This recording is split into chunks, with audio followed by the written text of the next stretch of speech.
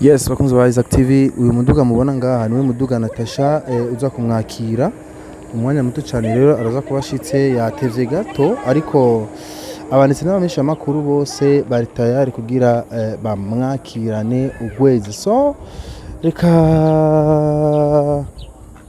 turinde, urabona neza ko hari bamaze kwegera bose, journalist bose bamaze kwegera kugira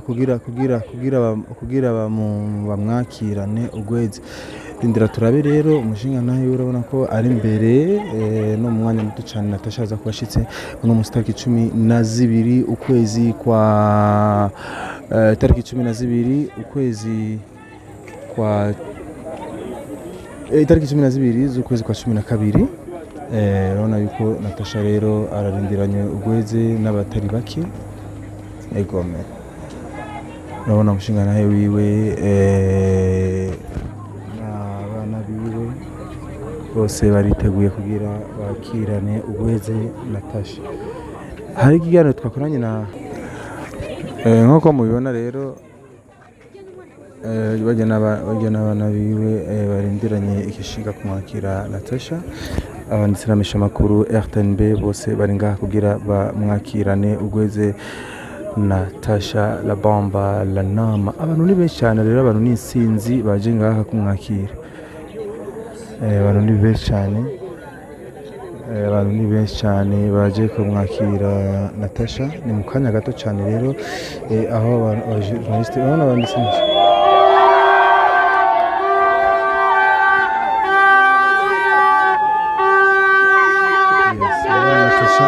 Natasha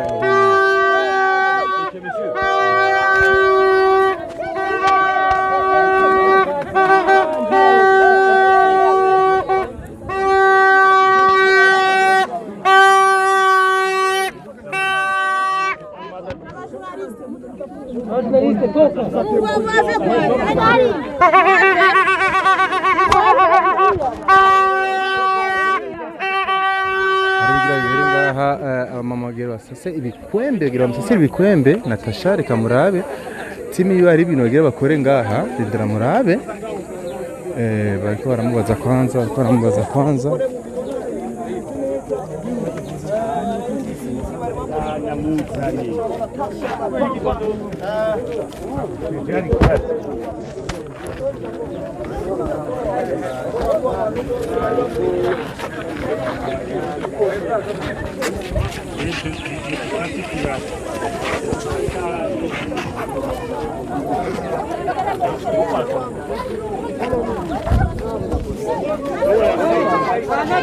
rero bariko abana ba mama bariko barasasa.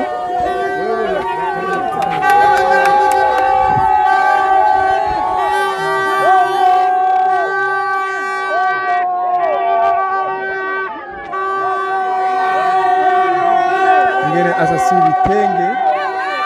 Wow.